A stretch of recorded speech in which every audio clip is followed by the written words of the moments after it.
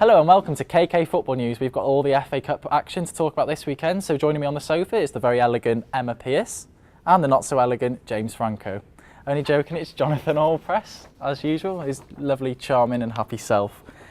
So let's start off with the main talking about of the weekend, Arsenal-Liverpool.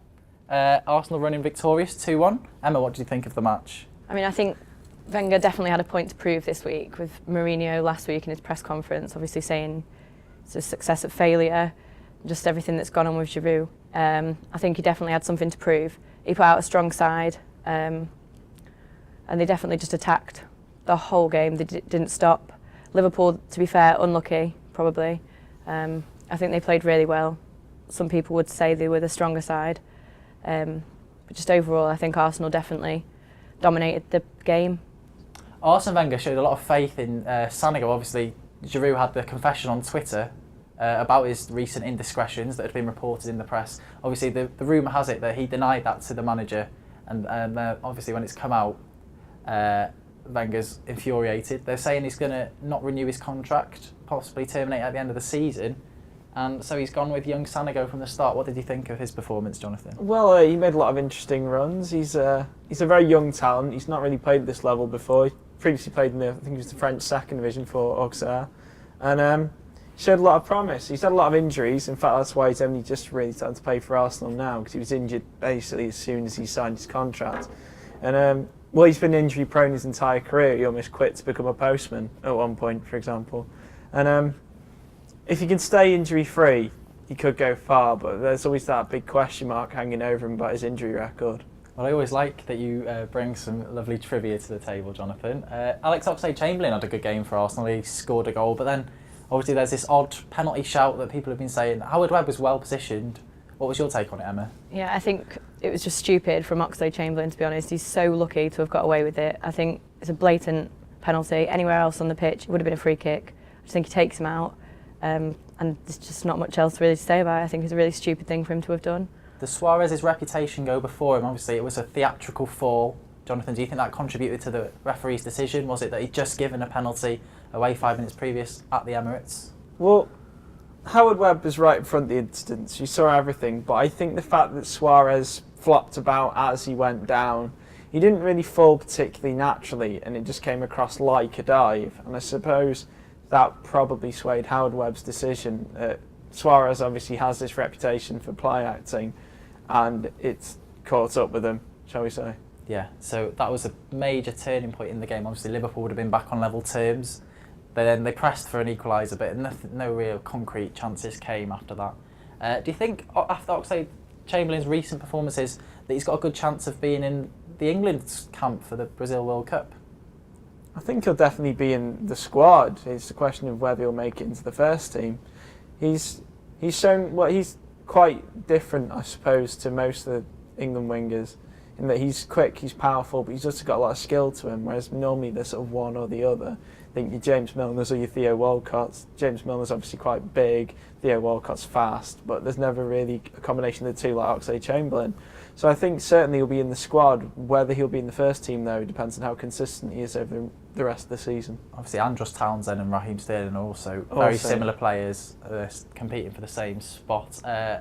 Do you think this win, though, after the demolition at Anfield last weekend, shows Arsenal's mental determination? And do you think they're genuinely back in the title race? Well, they were never really out of it, but do you think they're ready now and they've shown the mental grit to go and reclaim the win at Liverpool? Yeah, I'd definitely say they could still compete for the title. There's no doubt about it. Everyone keeps saying, Arsenal are going to drop, they're going to lose form, but they've not done it yet, and we're getting nearer and nearer the end of the season. I can't see them falling out of the top three unless something happens massively to change.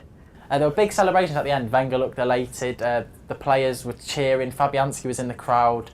Liverpool players were on the floor rolling around, crying, and that was just in the 90 minutes and after the game as well.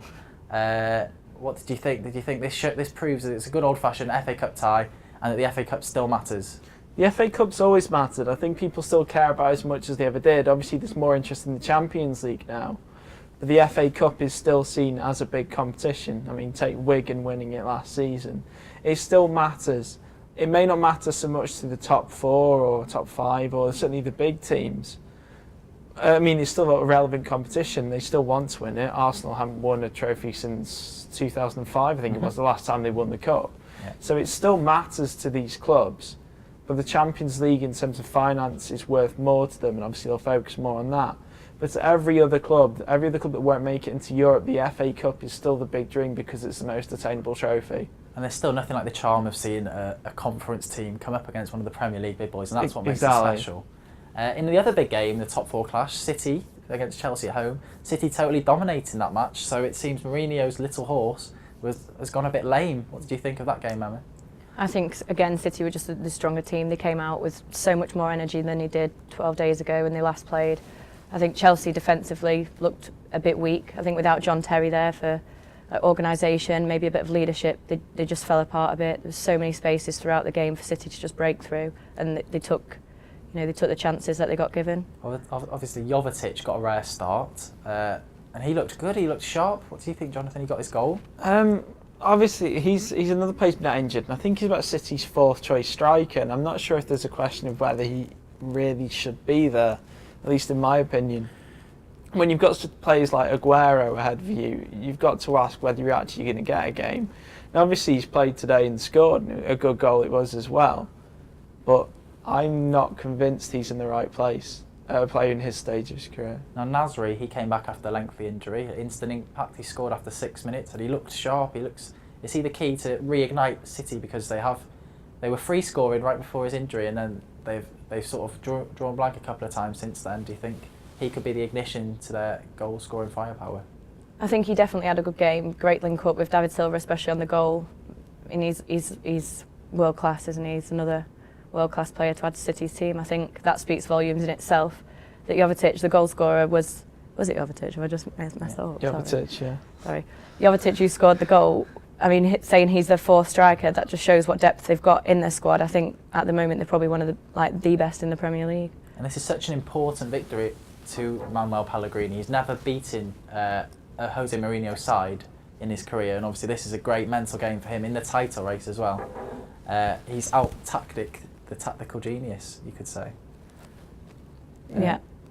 I think as well, Pellegrini, I mean, after he left Madrid, obviously Mourinho took over.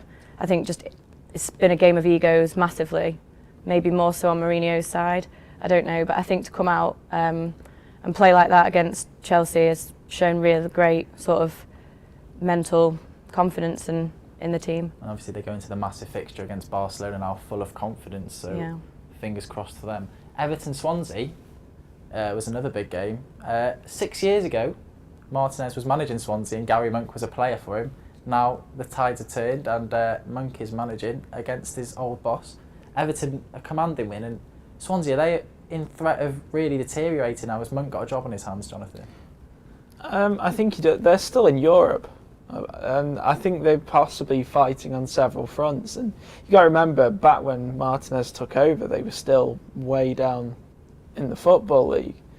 So they've got a tough job on their hands. I think they might have grown too quickly, I suppose, going from the bottom division of the Football League all the way up to the Premiership and into Europe in such a short space of time. And it'll take time for them to grow. Obviously, they've done well in the Premier League in a couple of seasons, but whether they've been found out, I think they've been found out and how to play against them. And a lot of big clubs have that problem, and they've got to change the way they play and figure out how to stay, consistent. And their star striker, Michu, he's a big miss. He was their star performer last season. Do you think it's pivotal that he gets back quickly so that he can reignite their season, because they look in danger of slipping into the relegation places? Yeah, definitely. I mean, if they want to sort of stay fighting in the Premier League, the FA Cup, whatever, any sort of competition, then they're going to have to get a striker. They didn't look like they had any strike force without Michu. No attacking play, really. I think it's going to be difficult for them. Lassina Traore, Everton's new 6'8" Ivorian striker, he got his first start and he capped it with a very well taken goal. What did you make of him? He's a bit of an interesting player. I'm not entirely sure why he's at Everton, because he only signed for Monaco over the summer. So him suddenly popping up on loan at Everton's a bit of a strange one. But Everton always have a problem with finding, consistently scoring strikers. And if he can pick things up and develop, I honestly think he can score. He's got a lot big of goals. boots to fill. Obviously, Lukaku is out Well, injured. he's got big boots as well. Yeah. He's 6'8". Yeah, obviously, but he's got the big boots to fill. And Lukaku was scoring goals for fun at Everton. Now he's out injured. They look quite similar in their style. They're big, aggressive, but he looked quite neat with his feet, similar to Peter Crouch with that height. Is that going to be a threat to defenders? Well, it's certainly, I imagine, more difficult for defenders to read, to have a big guy, particularly known for their strength and ability to dominate play, to suddenly be more adept to the ball, like a smaller striker, shall we say. So it's going to be more difficult for defenders to read how he plays if he's got that string to add to his bow. Now, Ross Barkley had another really good game for Everton, and he's different to a lot of other English players in that he plays in the hole and he's a bit attacking, he drops deep and he's got a bit of a good engine. Do you think he could be possibly an outside shot for a starting berth at the World Cup? Yeah, I think he's definitely got a chance. I mean, young player, he's probably the best in the Premier League, he's great. He definitely had a good game at the weekend. Just, there's not really a reason why he couldn't play for England. And Leighton Baines obviously got on the score sheet again. He's having another fantastic season for Everton.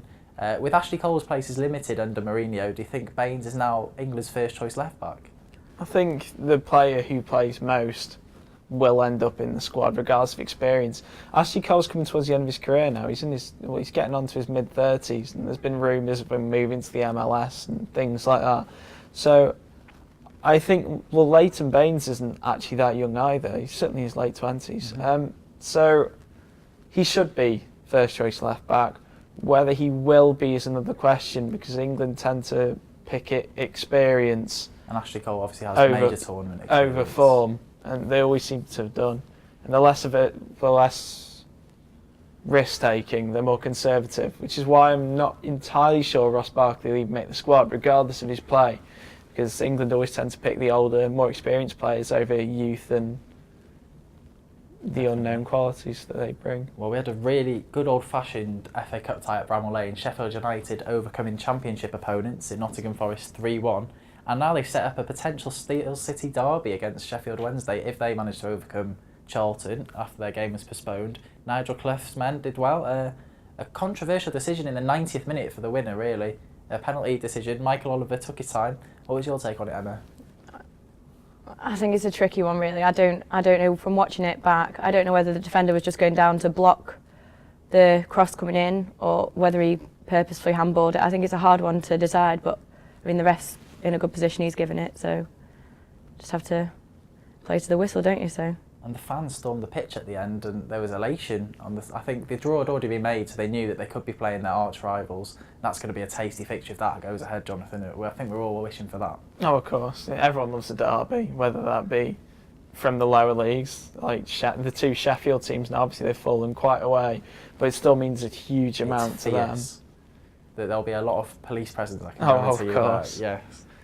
Sunderland v Southampton. Now both teams made massive changes. Sunderland 9 changes in their starting lineup, but it didn't backfire for them. Pochettino's been highly criticised for making 6 changes to his side after they lost 3-1. What did you make of the chopping and changing? Is this derogatory to the FA Cup and making it a smaller competition than it is?